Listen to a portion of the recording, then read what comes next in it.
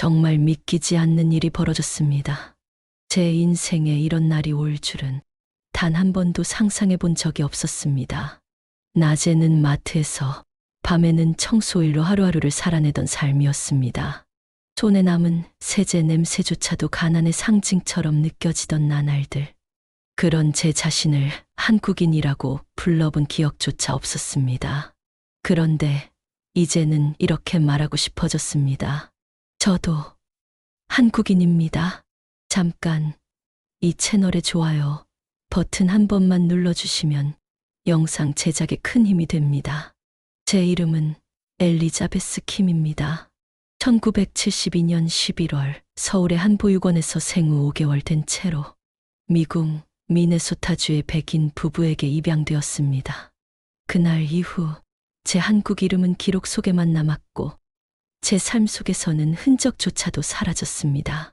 어디에도 속하지 못한 50년. 입양 직후부터의 기억은 희미하지만 단 한 가지는 분명했습니다. 저는 늘 저와 어딘가 다른 사람들 사이에서 살아왔습니다. 학교에서는 중국애라는 놀림을 받았고 성인이 되어서는 불법 체류자냐는 질문을 받아야 했습니다. 차별은 일상이었습니다. 교실에서 선생님이 너희 나라로 돌아가라고 말하던 순간 그 말이 농담처럼 들렸을지 몰라도 제겐 분노로 다가왔습니다. 마트에서는 도난 방지 알람이 울릴까봐 가방을 움켜쥐었고 버스에서는 사람들의 시선을 피해 다녔습니다. 그리고 무엇보다 어느 곳에서도 온전히 속할 수 없다는 깊은 외로움. 백인이 되지 못한 한국계 미국인, 한국어 한마디 못하는 한국인. 그 어정쩡한 정체성 속에서 저는 점점 더 제 자신을 부정하게 됐습니다. 나는 그냥 미국인일 뿐이야. 그렇게 스스로를 속이며 살았습니다. 입양 부모님은 저를 사랑해 주셨지만 그들도 제가 느끼는 이 끝없는 소외감을 완전히 이해하지는 못했습니다. 내가 우리 딸인 것처럼 사랑한다라는 말 속에는 그렇지만 내가 우리와 다르다는 의미가 항상 숨어 있었으니까요. 학교에서는 친구들이 제 점심 도시락을 보고 뭐야 그거 라며 놀렸고 때로는 눈을 옆으로 찢어 보이며 저를 따라하기도 했습니다. 20살이 되어 대학에 입학했을 때도 상황은 크게 달라지지 않았습니다. 아시아계 학생들은 저를 너무 미국화된 사람으로, 백인 학생들은 여전히 이방인으로 대했습니다. 그래서 저는 그 어디에도 속하지 않기로 했습니다. 대학을 중퇴하고 생계를 위해 일하기 시작했죠. 마트 캐셔와 야간 청소부. 그것이 제가 찾은 자리였습니다. 사람들과 깊은 관계를 맺지 않고 그저 하루하루를 견디는 삶. 제 손에서 세제 냄새가 지워지지 않는 것처럼 제 마음속 외로움도 지워지지 않았습니다. 50년 가까운 세월이 그렇게 흘렀습니다. 저는 결혼도 아이도 없이 혼자 살았습니다. 누군가에게 제 이야기를 들려주면 그들은 떠날 것이라는 두려움이 컸기 때문입니다. 당신은 어디서 왔어요? 라는 질문이 두려워 새로운 사람을 만나는 것조차 피했습니다. 그러던 어느 날 삶의 방향이 바뀌는 조용한 순간이 찾아왔습니다. 마트 야간 근무를 마치고 집으로 돌아오던 길, 지역 커뮤니티 게시판에서 한 장의 포스터를 보게 되었습니다. 하버드 교수 특별 초청 강연, 기적의 나라 대한민국. 이상하게 마음이 움직였습니다. 정확히 왜였는지 지금도 모르겠습니다. 아마도 대한민국이라는 단어가 마음 깊은 곳에 숨어있던 그리움을 건드렸는지도 모르겠습니다. 그날 밤 저는 처음으로 내가 떠나온 나라가 어떤 곳인지 알고 싶어졌습니다. 그렇게 저는 반세기 넘게 눌러왔던 감정을 꺼내어 강연장으로 향했습니다. 강연장이 있는 캠퍼스는 너무나 낯설었습니다. 잘 다려진 셔츠를 입은 학생들, 최신형 노트북, 여유롭게 커피를 마시는 모습들. 그 속에서 저는 조용히 구석에 앉아 손톱에 묻은 세제 자국을 감추며 웅크리고 있었습니다. 제 옷은 몇 년 전 할인점에서 산 것이었고 머리는 스스로 잘라 단정하지 못했습니다. 주변 사람들의 자신감 넘치는 대화 소리 속에서 저는 점점 더 작아지는 기분이었습니다. 여기는 내가 있을 곳이 아니야. 그렇게 생각하며 자리를 뜨려던 그 순간이었습니다. 한국인들은 스스로가 얼마나 위대한지를 잘 모릅니다. 강단 위에서 들려온 한 남자의 목소리가 제 마음을 울렸습니다. 그 말은 마치 조용한 천둥처럼 저를 강하게 흔들었습니다. 한국인, 나는 정말 한국인일까? 평생 그 단어를 피하며 살아온 제가 그날 처음으로 그 단어에 다시 귀 기울이게 됐습니다. 교수님은 자신이 외교관 시절 한국에서 보았던 이야기들을 하나씩 풀어놓기 시작했습니다. 1994년의 서울, 북적이는 명동, 이태원의 외국인들, 그리고 무엇보다 사람들의 눈빛. 그들의 눈엔 불꽃이 타오르고 있었습니다. 단순한 경제 성장이 아닌 민족의 운명을 바꾸겠다는 의지가 있었죠. 그 말을 듣는 순간 저는 숨을 멈췄습니다. 내 고향, 내가 떠나온 그 땅이 그런 나라였다는 사실에 가슴이 먹먹해졌습니다. 1994년 제가 외교관으로 처음 한국에 부임했던 첫 주에 있었던 일이 아직도 생생히 기억납니다. 그는 당시 한국의 대표 기업인 삼성전자가 세계 최초로 256MB DRAM을 개발하는데 성공하며 메모리 반도체 분야에서 일본을 넘어서기 시작했던 이야기를 들려주었습니다. 이때까지 메모리 반도체 시장은 일본 기업들이 독점하다시피 했습니다. 닛산, 히타치, 도시바 같은 기업들이 세계 시장을 지배하던 시절이었죠. 하지만 한국은 단기간에 판도를 뒤집었습니다.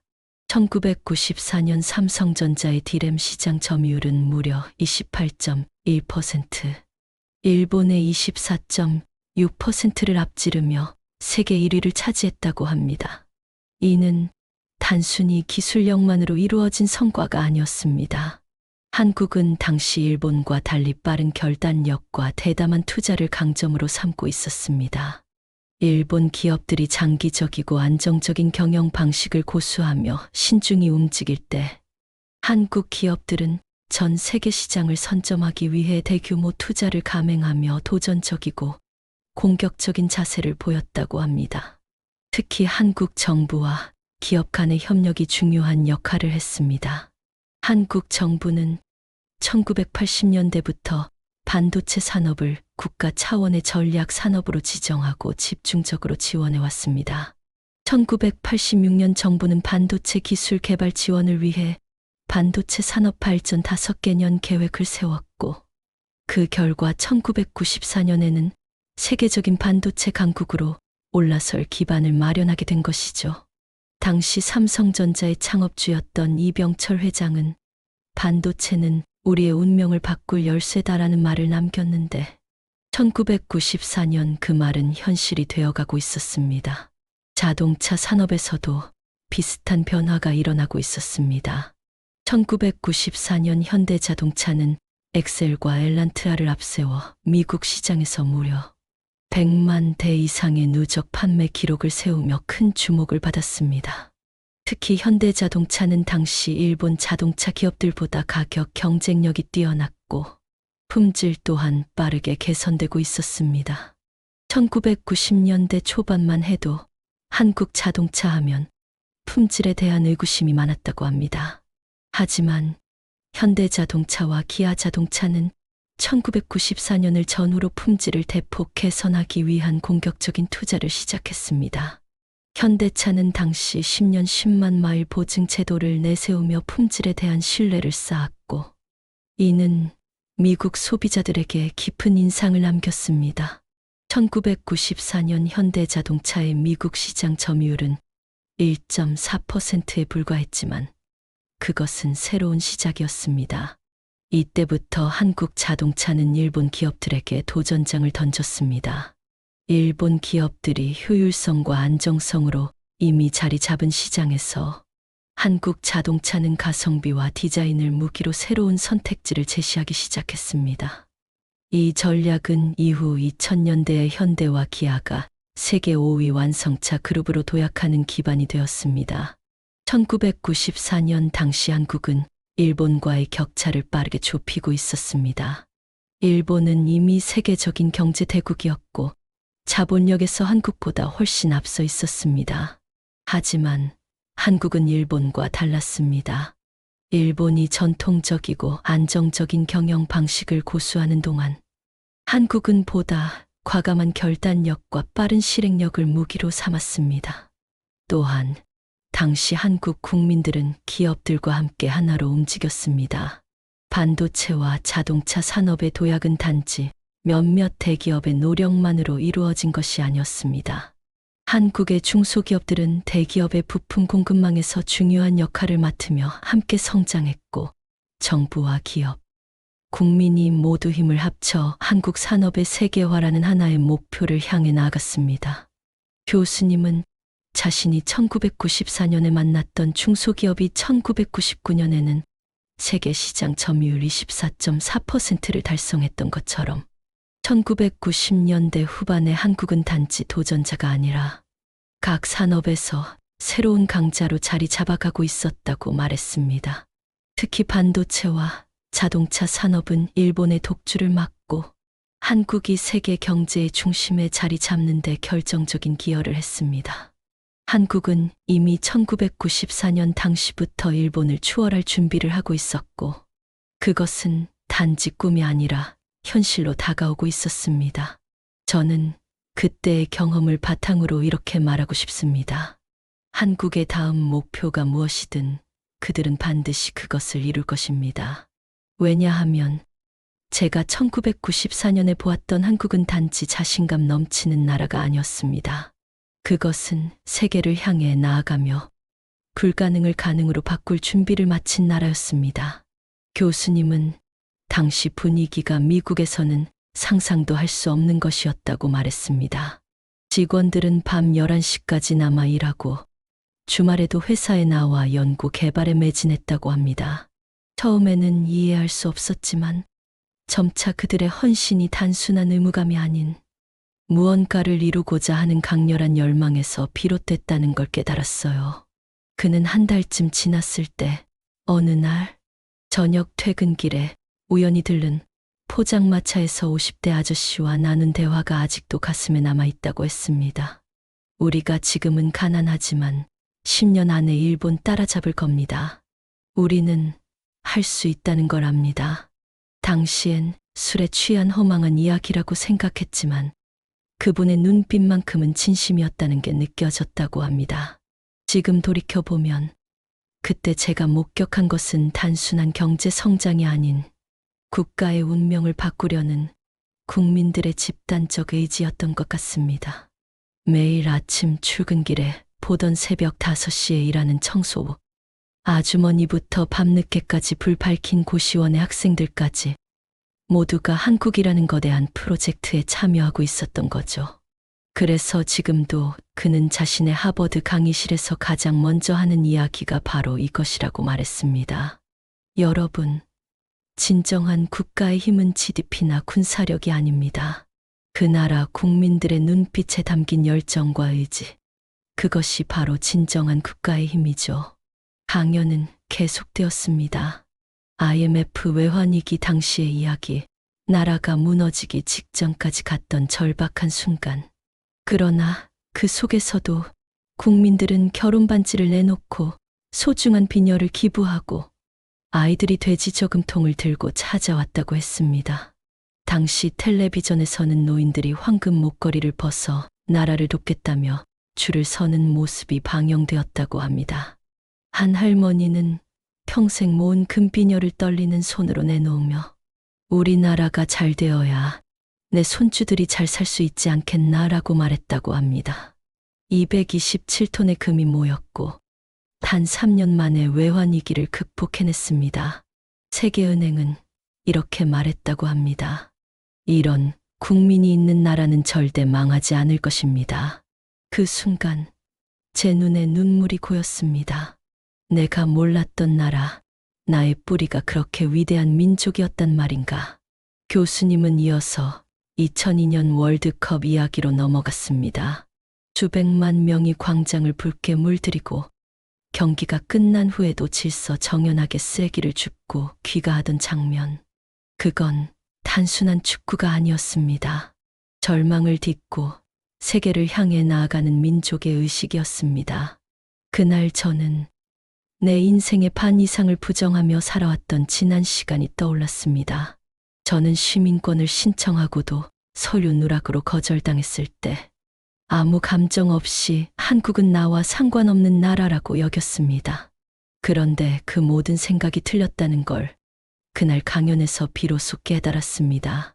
그는 산림 녹화운동, 태안기름 유출 복원 이야기까지 풀어놓았습니다. 119억 그루의 나무를 16년 만에 심어낸 국민들, 100년이 걸릴 거라던 바다를 9년 만에 복원해낸 힘, 그 모든 것엔 영웅도 특권층도 없었습니다. 오직 함께라는 이름으로 움직인 사람들이 있었을 뿐, 저는 어느새 눈물을 참지 못하고 있었습니다. 내 뿌리를 부정하며 살았던 내 자신이 그 순간 너무나 부끄러워졌습니다. 강연이 끝나갈 무렵 그는 이렇게 말했습니다. 한국은 단지 기적을 이룬 나라가 아닙니다. 그 기적의 중심엔 평범하지만 위대한 국민들이 있습니다. 그 국민들 중에는 여러분도 포함되어 있습니다. 강연이 끝난 후 저는 조용히 밖으로 나와 가로등 아래에서 눈물 자국을 닦았습니다. 머릿속을 맴도는 한 문장. 여러분도 포함되어 있습니다. 그 말이 왜 이토록 아프고도 따뜻하게 들렸는지 곧 깨달았습니다. 미국에선 평생 너는 어디서 왔냐는 질문을 받으며 살아왔고, 한국에선 나는 이미 떠난 사람이라 여겼습니다. 그런데 아니었을지도 모릅니다. 제 마음 한구석에는 항상 비어있던 공간이 있었습니다. 소속감, 정체성, 자긍심, 그것들이 채워지지 않아 생긴 구멍이었습니다. 그 빈자리가 왜 생겼는지, 무엇으로 채워야 하는지를 몰랐던 저는 그저 그 구멍을 외면한 채 살아왔습니다. 하지만 강연장을 나서던 그 순간, 그 빈자리가 무엇인지를 비로소 알게 되었습니다. 그것은 바로 한국인으로서의 자부심이었습니다. 제가 모르는 사이에도 제 혈관 속을 흐르던 정신이었습니다. 그날 밤 외교부 사이트를 찾아 국적 확인 방법을 검색했습니다. 낯선 단어, 복잡한 서류들. 하지만 대한민국이라는 글자가 화면 위에 떠 있는 걸 보는 순간 제 심장은 다시 뛰기 시작했습니다. 엘리자베스 킴 혹은 김명숙. 그 이름을 조심스레 입안에서 불러보았습니다. 그리고 처음으로 제 자신에게 속삭였습니다. 그래, 너는 한국인이야. 언제 어디서 태어났든 얼마나 멀리 떠났든 그 정신은 내 안에 살아있어. 며칠 후 저는 강연자였던 교수님께 메일을 보냈습니다. 강연이 제 인생을 바꿨습니다. 50년 만에 제 조국이 자랑스럽다고 느껴졌습니다. 그는 이렇게 답장했습니다. 반가운 소식입니다. 당신은 혼자가 아닙니다. 그날 이후 저는 인터넷에서 한국에 대한 모든 것을 찾아보기 시작했습니다. 밤늦게까지 역사와 문화, 경제 발전에 대한 글들을 읽었습니다. 그리고 발견했습니다. 한국의 역사는 끊임없는 도전과 극복의 연속이었다는 것을. 일제강점기 35년의 암흑, 한국전쟁의 폐허, 군사 독재의 시절, 그리고 민주화 투쟁. 그 모든 고난을 딛고 오늘날의 대한민국이 되었다는 사실이 경이로웠습니다. 마치 제 인생이 그랬던 것처럼 한국도 수많은 고통을 겪었지만 그것을 이겨내고 더 강해진 나라였습니다. 그 이후로 저는 작은 변화들을 시작했습니다. 한인회가 주최하는 문화 강좌에 참여했고 조심스럽게 한국어 수업에도 등록했습니다. 처음으로 입에 올린 말, 안녕하세요. 감사합니다. 저는 한국 사람입니다. 그 말들이 왜 그렇게 벅차게 느껴졌는지 모르겠습니다.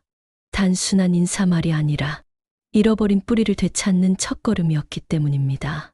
처음 한국어 수업에 갔을 때 선생님은 김영숙이라는 한국 이름을 물어보셨습니다. 평생 엘리자베스라고만 불렸던 저는 그 순간 조금 떨리는 마음으로 대답했습니다. 제 한국 이름은 김영숙입니다. 그 말을 하는 순간 왠지 모를 따뜻함이 가슴 속에 번졌습니다. 마치 오래된 사진 앨범을 발견한 것처럼 희미했던 기억들이 조금씩 살아나는 것 같았습니다. 한국어 선생님은 제게 특별한 인내심을 보여주셨습니다. 다른 학생들보다 발음이 서툴렀던 저를 위해 수업 후에도 남아 도움을 주셨고 자신의 한국 요리를 나눠주시기도 했습니다. 그분의 김치찌개 맛은 제가 어린 시절 무의식적으로 그리워했던 어떤 맛과 닮아 있었습니다. 영숙 씨, 혹시 기억나는 한국 음식이 있나요? 그 질문에 저는 머뭇거렸습니다. 5개월 된 아기가 무슨 기억이 있었을까요? 하지만 이상하게도 김치찌개의 매콤한 향이 제 기억 속 어딘가를 건드렸습니다. 아마도 보육원에서 먹었던 음식 혹은 그 이전 친부모님과의 짧은 시간 동안의 기억이 제 몸 어딘가에 남아 있었는지도 모릅니다. 한국어 수업을 다니면서 저는 또 다른 입양인들을 만나게 되었습니다. 저와 같은 이야기, 하지만 각자 다른 삶의 궤적을 가진 사람들. 마이클은 한국에서 태어나 3살 때 미국으로 입양되었고, 제시카는 생후 8개월 때 캐나다로 입양되었습니다. 우리는 금요일마다 만나 서로의 이야기를 나누기 시작했습니다. 나는 한국 음식을 먹으면 왠지 모를 안정감을 느껴. 마이클의 고백에 우리 모두 고개를 끄덕였습니다. 한국 드라마를 보면 등장인물들이 마치 내 가족처럼 느껴져 제시카의 말에도 공감했습니다. 우리는 각자 다른 방식으로 한국을 그리워하고 있었습니다. 비록 떠나온 지 오래되었지만 그 그리움은 우리 DNA 속에 각인되어 있었습니다. 한국어 공부를 시작한 지 6개월째 되던 날, 저는 용기를 내어 입양 기록을 찾기 시작했습니다. 홀트 아동복지회에 이메일을 보내고 미네소타주의 입양 기관에도 연락했습니다. 그곳에서 제 원래 서류를 찾는데 도움을 줄 수 있다고 했습니다. 서류를 기다리는 동안 저는 처음으로 한국 음식을 직접 만들어 보기로 했습니다. 인터넷에서 찾은 김치찌개 레시피를 따라 장을 보고 낯선 재료들을 조심스레 손질했습니다. 고춧가루를 넣자 갑자기 익숙한 향기가 주방을 가득 채웠습니다. 그 순간 저는 어린 시절 아득히 멀리서 들려오는 웃음소리를 듣는 것 같았습니다. 요리하는 내내 제 가슴은 이상하게 두근거렸습니다. 마치 오래된 친구를 만나러 가는 설렘 같았습니다. 완성된 김치찌개를 한 숟가락 떠먹는 순간 뜨거운 눈물이 볼을 타고 흘렀습니다. 그것은 단순한 음식이 아니었습니다. 제 속에 살아있던 한국 그 자체였습니다. 2주 후 드디어 홀트 아동복지회로부터 답장이 왔습니다. 그들은 제 입양 전 기록을 찾아냈다고 했습니다. 서울에 있는 S 보육원에서 생후 5개월까지 있었다는 기록, 그리고 친모에 대한 짧은 정보가 담겨 있었습니다.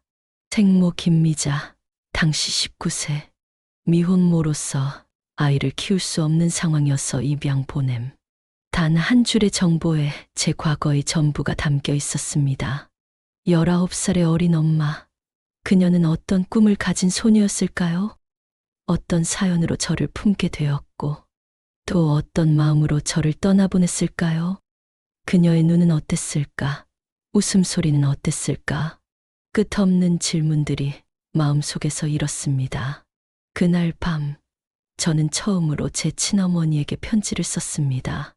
만날 수 없는 그녀에게 전하지 못할 말들을 종이에 담았습니다. 어머니, 저는 잘 지내고 있습니다. 당신이 어떤 마음으로 저를 보냈는지 이해합니다. 원망하지 않아요.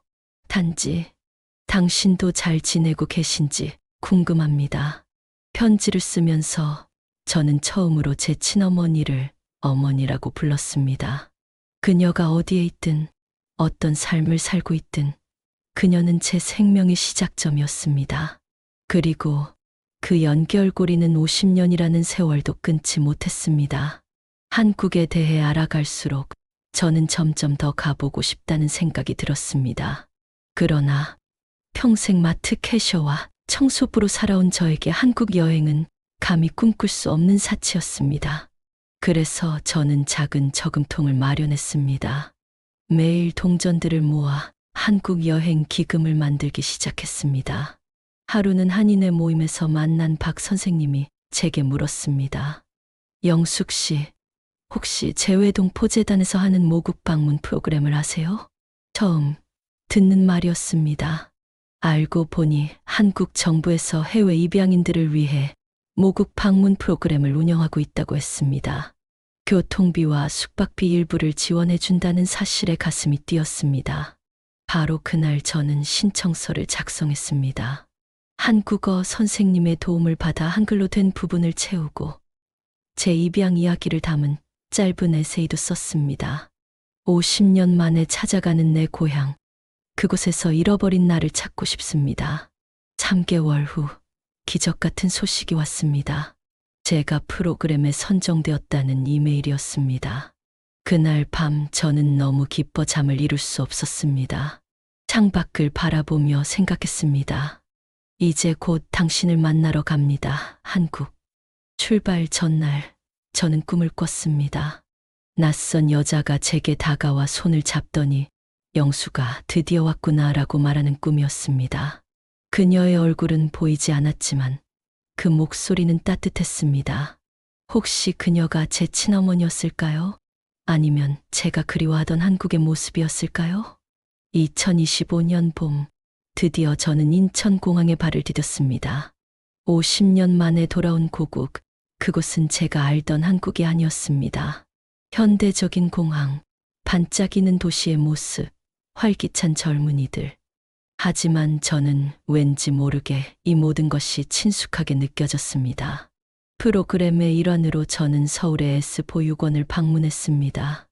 지금은 현대식 건물로 바뀌어 있었지만 그곳에 들어서는 순간 이상한 감각이 몰려왔습니다. 마치 오래전 이곳에서 누군가가 저를 안아주었던 기억이 떠오르는 것 같았습니다. 보육원 원장님은 오래된 앨범을 보여주셨습니다. 1970년대 초반의 사진들이었습니다. 흑백 사진 속에는 작은 아기들이 줄지어 누워있는 모습이 담겨 있었습니다. 혹시 그 중에 저도 있었을까요? 당시 기록은 많이 남아있지 않아요. 하지만 이곳을 떠난 아이들을 위해 우리는 항상 기도하고 있어요. 원장님의 말씀에 저는 고개를 숙였습니다. 제가 떠난 후에도 이곳은 많은 아이들의 첫 보금자리였고 또 많은 이별의 현장이었겠지요. 한국에 머무는 2주 동안 저는 서울의 구석구석을 걸었습니다. 경복궁의 웅장함, 인사동의 전통, 남산타워에서 바라본 도시의 야경. 모든 것이 새롭고도 친숙했습니다. 마치 어딘가에 감춰져 있던 기억이 하나둘 되살아나는 것 같았습니다. 특히 한강변을 거닐던 저녁이 기억에 남습니다. 따뜻한 봄바람이 불어오는 가운데 강물에 반사된 도시의 불빛을 바라보며 저는 생각했습니다. 나는 이제 집에 왔다. 한국에서의 시간은 꿈처럼 빠르게 지나갔습니다. 돌아가기 전날 밤, 저는 한강변에 다시 찾아가 조용히 앉아 있었습니다. 옆에는 제가 한국에서 산 작은 태극기가 놓여 있었습니다. 이제 곧 미국으로 돌아가야 했습니다. 그곳 역시 제 삶의 터전이었으니까요. 하지만 이번 여행 후 저는 더 이상 어디에도 속하지 않는 사람이 아니었습니다. 저는 이제 2개의 고향을 가진 사람이 되었습니다. 미국은 제가 자라고 살아온 곳이지만 한국은 제 영혼의 뿌리가 있는 곳이었습니다. 그 두 정체성이 더 이상 충돌하지 않았습니다. 그것은 마치 2개의 강이 만나 하나의 큰 바다를 이루는 것과 같았습니다. 미국으로 돌아온 후 저는 제 작은 아파트를 조금씩 바꾸기 시작했습니다. 벽에는 한국에서 가져온 민화 한 점을 걸었고 부엌에는 김치통을 놓았습니다. 주말마다 한국 요리를 연습했고 한국 드라마를 보며 언어를 배웠습니다. 마트에서 일할 때도 달라졌습니다. 이제 저는 더 이상 아시아인 손님들의 시선을 피하지 않았습니다. 오히려 한국에서 온 손님을 만나면 조심스레 안녕하세요라고 인사하곤 했습니다. 그들의 놀란 표정과 기쁜 미소가 저에게는 큰 위안이 되었습니다. 청소일을 하면서도 달라진 점이 있었습니다. 이전에는 그저 돈을 벌기 위한 수단이었던 일이 이제는 무언가를 깨끗하게 정리하는 보람 있는 일로 느껴졌습니다. 한국에서 보았던 깨끗한 거리와 정돈된 공간들, 그 뒤에는 보이지 않는 많은 사람들의 노력이 있었겠지요. 저 역시 그런 사람 중 하나가 되어 작은 공간이라도 더 나은 곳으로 만드는 일에 자부심을 느끼기 시작했습니다. 그리고 오늘 저는 한인마트 계산대 옆에 놓인 태극기를 바라보며 조용히 웃습니다. 이제는 부끄럽지 않습니다. 이제는 말할 수 있습니다. 저도 한국인입니다. 한국은 단지 나라가 아닙니다. 그건 수백만의 입양아, 이민자, 그리고 후손들의 마음속에 살아있는 기억입니다. 그리고 그 기억은 언제든 다시 깨어날 수 있는 힘입니다. 처음 강연장에서 들었던 그 말, 한국이 또 한국을 했다는 표현. 이제 저는 그 말의 진짜 의미를 압니다. 함께였기 때문에 가능했고, 함께였기 때문에 위대했던 나라. 그리고 그 함께 속에 저도 있었다는 사실을 이제야 알게 되었습니다. 이제 저는 종종 한인문화센터에서 자원봉사를 합니다. 입양인들의 모임에도 참여하고 한국어를 배우려는 사람들을 돕기도 합니다. 제 이야기를 듣고 용기를 얻는 사람들이 있다는 사실이 저에게는 큰 기쁨입니다. 50년간 저는 엘리자베스로만 살았습니다. 그러나 이제 저는 엘리자베스 김이며 동시에 김영숙입니다. 그 두 이름 사이에는 더 이상 갈등이 없습니다. 오히려 그 두 이름이 만나 더 온전한 저를 만들어냈습니다. 이제 저는 문화적 정체성의 혼란을 겪는 다른 입양인들에게 이렇게 말하곤 합니다. 당신의 뿌리를 찾는 것을 두려워하지 마세요.